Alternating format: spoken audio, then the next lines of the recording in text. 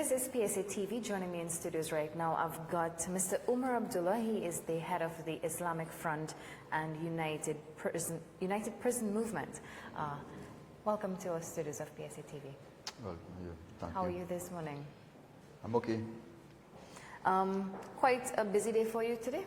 Yes, indeed it is. We have a meeting at 2 o'clock this evening at the Center of Excellence.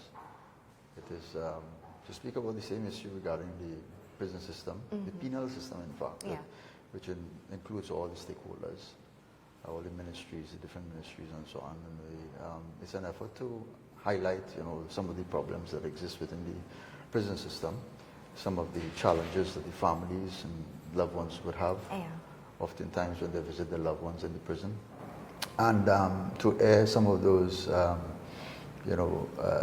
problems that take place within the prison itself, and confrontations oftentimes between the prison officers and the prison inmates. In your opinion, what are some of the major challenges facing the penal system? Well, a lot has been said before, and I'm sure what I'm about to say, we haven't heard them before. But there are mounting challenges, and oftentimes we tend to blame the prison authorities, and we speak about the prison authority about doing this and that and the other and so on. But we oftentimes forget about the other stakeholders, and I think those are where the focus must be: the police service and the judiciary. Right now, within the prison, there's a report circling that there are 48 inmates that are on a hunger strike, and they're protesting the long wait for their trial date. And some of them has been in there for 12, 15 years. Wow. And these individuals are remanded prisoners. They are innocent until proven guilty. Why does an innocent person have to go through, such a long wait for trial under the conditions that we see oftentimes displayed over social media and so on? I agree. The prison commissioner has been doing, a marvelous job in his capacity thus far. But we have to keep in mind he depends largely on reports coming from his officers. And those reports are oftentimes, one-sided, biased, and so on. And I keep wondering to myself why it is up until now in 2019, we have yet to establish an independent body to investigate matters as it relates to confrontation between prison officers and inmates. We see it in the police service. We see it in the judiciary and all different arms of government where there are independent bodies that investigate these matters. So oftentimes the commissioner of prison, a confrontation takes place, a riot, a fight, and he depends on the prison officers to investigate these matters and investigate themselves. What do you think is going to happen? So, and he has to make decisions based on that. And I don't envy him, but he has been doing, I have had meetings with him in the past, and I know he's trying, and he oftentimes will make recommendation to the state, other state agencies, and those would go on deaf ear, those documents will go on a shelf somewhere and forgotten about and that kind of thing. We have the women's prison, a lot of challenges there as well. Right now, I've been informed that the last 3 days, the women in that prison have not been given airing. And these are mothers of our nation. And why it is do we talk so much about the importance of family and family relations in the fight against crime, in the fight against violence and so on? Why do we talk about the importance of a mother-child relationship in these aspects and so on, and building a proper home, building personalities, building good character and all of these things? And yet in the women's prison there's not a single phone to communicate with their loved ones on the outside. There has been an attempt to provide a phone in the library for these women. However, that phone is only available between 1 and 3. Children are in school at that time. Yes. Right? If they have working children, they'll be at work. I mean, how it is, do we expect to get good out of the system and to rehabilitate and to treat with these persons so that when they come out back on the outside, they do not come with anger and hate and all these things. And these are the things that fuel crime in our country. And I'm suggesting with the formation of this new organization, the United Prison Movement, that we want to address these issues. We want to not just address the issues for the prisoner inmates and their rights and privileges and humane treatment and so on, but we also want to address the problems that the prison system is oftentimes confronted with. The police is oftentimes confronted with, and the judiciary as well. So we want to help all the stakeholders, and this is why it's the first time in history that an aggrieved group like this has come together to actually engage the state agencies to do something better with our state of affairs. And what do you hope to achieve through this meeting? Well, it's actually to highlight the many issues that is confronting us. Like I said, not just with the inmates in the prison, and not just the families, but also the other stakeholders as well. So we have invited a number of individuals from the different agencies as well, the prison commissioner, the police commissioner, the Chief Justice Office, the Chief Magistrate's Office. We also have invited the Minister of National Security and the Attorney General. We are yet to get confirmation from the Attorney General and the Chief Justice's Office. We have somebody coming to represent the prison, the magistrate's office, and also we have someone coming from the prison as well. And we'll have a prominent lawyer there as well, Farid Ali. Okay. He'll be talking on some of the issues as well. What would have led you to take up this role yourself? Well, I've been on the ground for quite a number of years, and I've been living, and observing and experiencing the hurt and the negative fallout as a result of what the system is offering at this point in time. And we often see persons being arrested and charged for crimes, put in prison, face the magistrate, they're given bail. These persons has to go and get money to secure their bails. Yeah. And they have to find money to secure legal representation. These are poor people. Where are they getting the money from? Where are they going to get the money from? And many times we see the police officers are very quick and hasty to arrest and charge. And oftentimes when these matters go before the court, they fall apart. These persons sue the state after, and we have seen in recent times how many monies, the amount of money the state has to pay out as a result of these false charges and false allegations and so on. So I think one of the things that the Commissioner of Police, and he's doing a wonderful job thus far, but I think there's a lot of issues that he has inherited in the police service that he needs to still address. And those things, I understand it's very, very challenging for him, but he has to ensure that investigations are done properly. Police sure when they're about to charge a person that those individuals are in fact guilty of the crime they've been charged for, and not to guess whether or not these persons are innocent or guilty, as the case may be.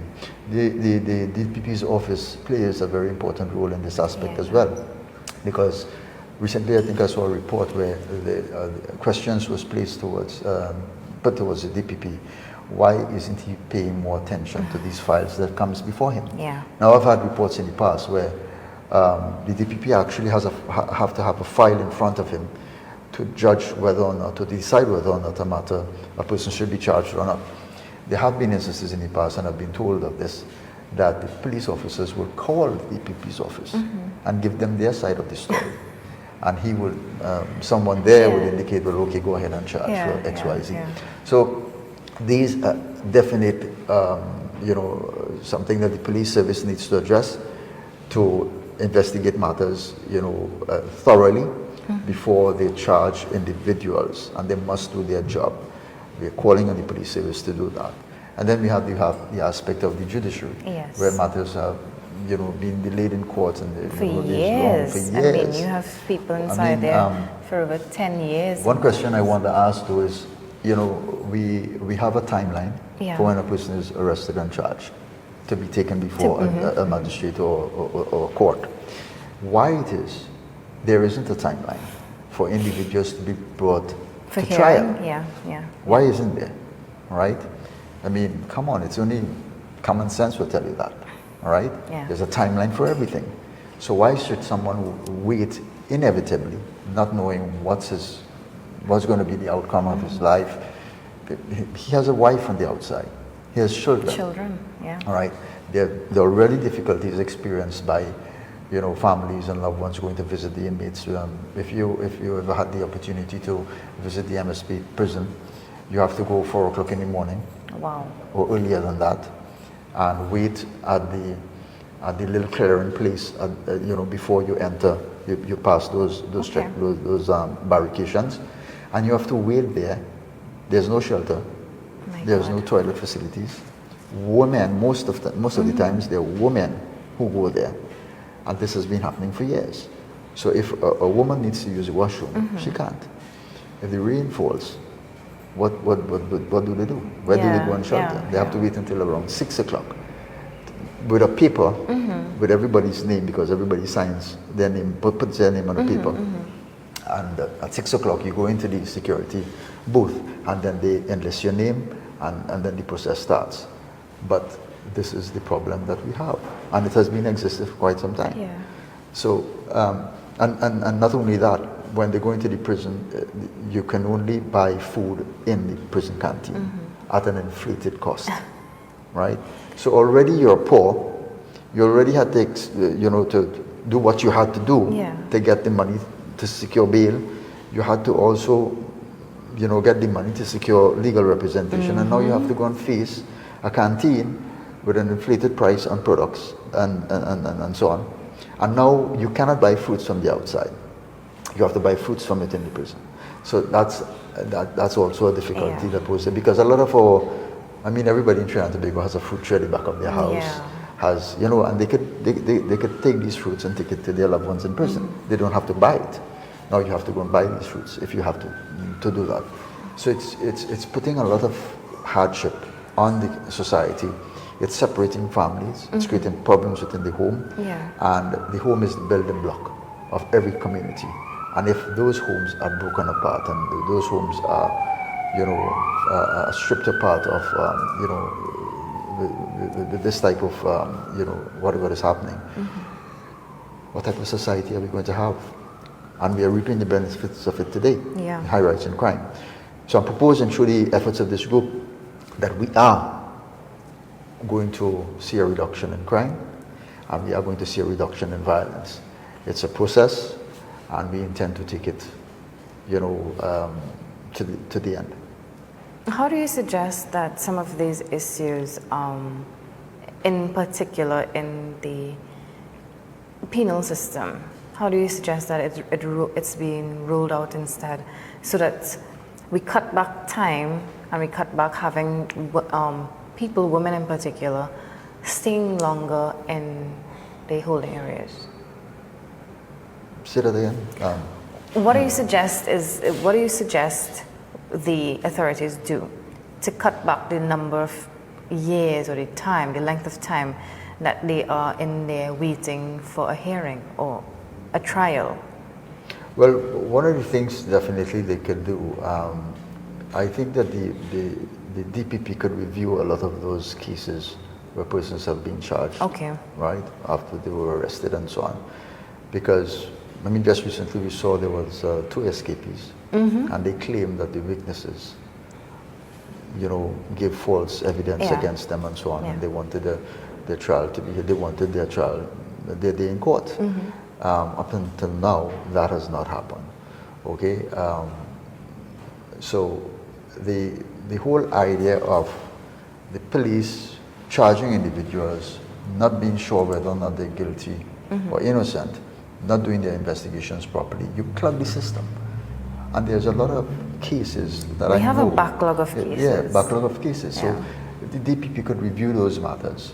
I don't know if there's a provision for it in law where he can revisit some of these files, questionable matters that has been come to him, complaints that has come to him, that hey, this is an innocent man. You understand? You know, review the matter again, look at the evidence again, and you know, these persons could be released. And of course, when you release these persons, you must have some mechanism in place by which, you know, there's an intake back into the society. You must, you know, you can put, you know, a supervisory, you know, committee in place whereby, you know, persons could be looked at and supervised and so on. Because again, we are not saying that the persons are all innocent, right? Perhaps, you know, there has been an oversight as regards to some of the evidence. So we have to be careful in that regard also. But what I'm saying is that, you know, we must be able to set up mechanisms by which we supervise our communities. And if these mechanisms are in place, rightly so, there is going to be a drop in violence. There's going to be a drop in all the negative things that you see happening in our society. So that's one thing that I think should be done. The other thing I think that could be done, we have different religious bodies in this country. You know, and what adds to the backlog of a lot of these cases is a lot of civil matters, a lot of land disputes, you know, things like that. You know, religious bodies, they are well equipped, I think, right? For instance, the Muslim community, to deal with a lot of these matters. So there could be also a parallel, you know, justice system whereby you include the religious organizations to judge matters as it relates to civil matters, and you know, land disputes, marital, you know, problems, and all these things. And this is one way you can take a lot of the cases out of the court system. There's the whole aspect of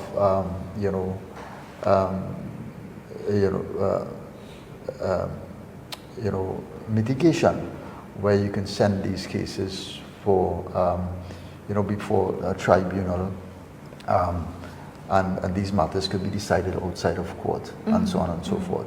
Those major criminal matters, I'm sure the court will be able to deal with them in a timely fashion when a lot of these matters are being put before other systems to be dealt with. Do you think the introduction of a night court may help? Definitely, and like I said, it's all up to the judiciary to put these things in place. One of the major problems as regards to the prison system right now is that remanded prisoners have been housed in a prison, and I'm asking the question: is that legal? Who is really responsible for remanded prisoners? This is the judiciary, not the prison. Right? They're responsible for those who are convicted and have been serving time. But the remanded prisoners are supposed to be, staying in a separate facility and should be called a jail, not a prison, right? And they're supposed to be, kept in a manner in which that is conducive to, international human rights standards and so on. What are we doing? Are we not? I mean, just recently, I could remember the inspector of prisons, Mr. Daniel Khan. He gave a report and he, talked about a lot of things. Where is that report?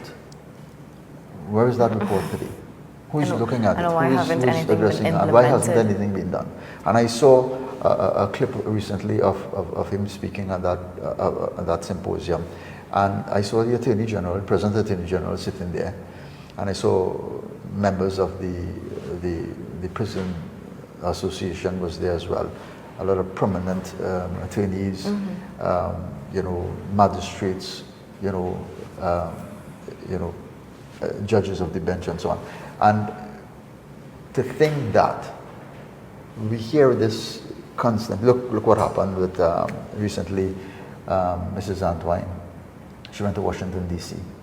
and, raised this whole issue of the penal system here in Trinidad and Tobago, and it embarrassed us. It was an embarrassment. In 2019, a little island in the Caribbean that is considered to be the capital, the money capital of the Caribbean, all right, rich in oil and gas. And we are being shamed on the world stage as regards to our prisoners. Why?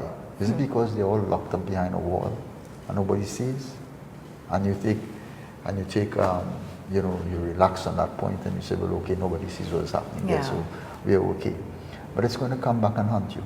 Well, I mean, that is the quickest way out of everything. For most trainees, you just cover it up and you move along like it never happened. Yeah, but that's definitely got to change. And like I said, we are not just looking at helping ourselves or helping the prisoners and the families and so on.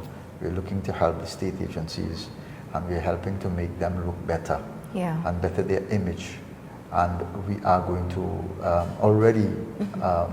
I was having a conversation, a WhatsApp conversation, with a senior official at the prison just last night, and I told him already we are seeing there is a effort of unity between the Rastas and the Muslims, right? And that's happening. That is good that's news. Happening behind the prison walls. Yeah. So we intend to take it further. We want that to spill out here. Yeah. And we want that, a lot of these individuals have a lot of influence, on the outside. So once word gets around and people start to understand that this is an effort that everybody has to put their hands into, and we are going to solve that problem together. Together, we are going to better our penal system. Together, we are going to better our judiciary, the police service. Together, we are all going to do it. And like I said, there's never been an organization in the history in this country where grief persons have come together like this, persons behind the prison walls, to form an organization to address problems, not just that affects them, but also problems that affects the state. How long has this organization been formed? Well, it's very, very, very new. We're in just the creeping stages now. It's just about 2 months ago. We have, started the process of registration and so on. So we want to make an impact that's going to be lasting. It's quite a bold move. Well, great things happen with bold moves. Yeah. So we're hoping that the state agencies recognize what it is we are about, and come sit with us and let's start the conversation. Let's see how we can change what is happening in our society. And once we fix the prison system, we are going to fix a lot what is happening on the outside. Yeah. A lot of the crimes, a lot of the violence, we are going to fix that. And I'm putting my head on the block here, and I'm telling people, if we want to reduce crime in our country, we have to address what is happening behind the prison walls. Have to. All right, quite a bold move there from the head of the Islamic Front, Mr. Umar Abdullah, who has formed the United Prisons movement in hopes to give those behind prisons, should I say prison? Is it prison? Those behind the prison walls. Prison walls, yeah. To give them some sort of hope that their matters may be heard sooner rather than 10 years, so that some women women who are there would be given the privilege to have more communication and more conversation with their children. I didn't even know that they were only allowed to use the phones between a particular time until, and rightly so, that is school time. So I'm not sure how that will work out, but you're here now and you're trying to make some changes there.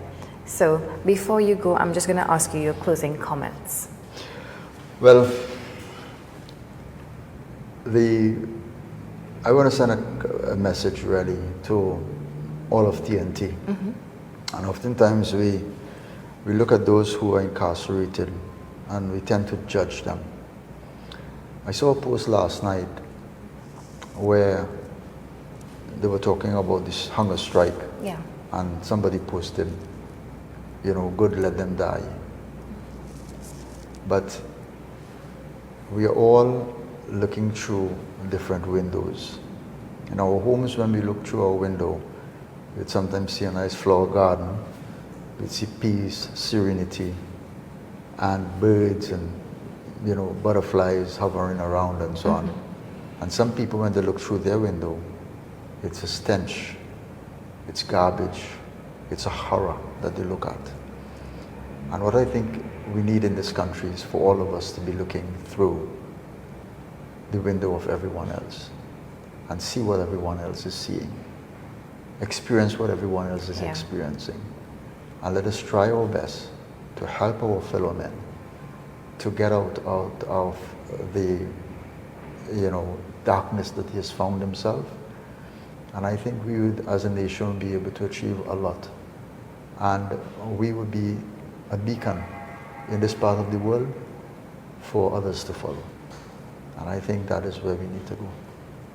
All right, so just some words of advice there for all of us in Trinidad and Tobago. Don't just see things your way. Look at things through the eyes of everyone. Yeah, everyone. Yeah. All right, Mr. Abdullah, thank you so much for coming to our studios this morning. Thank you. And this is PSA TV. Stay with us.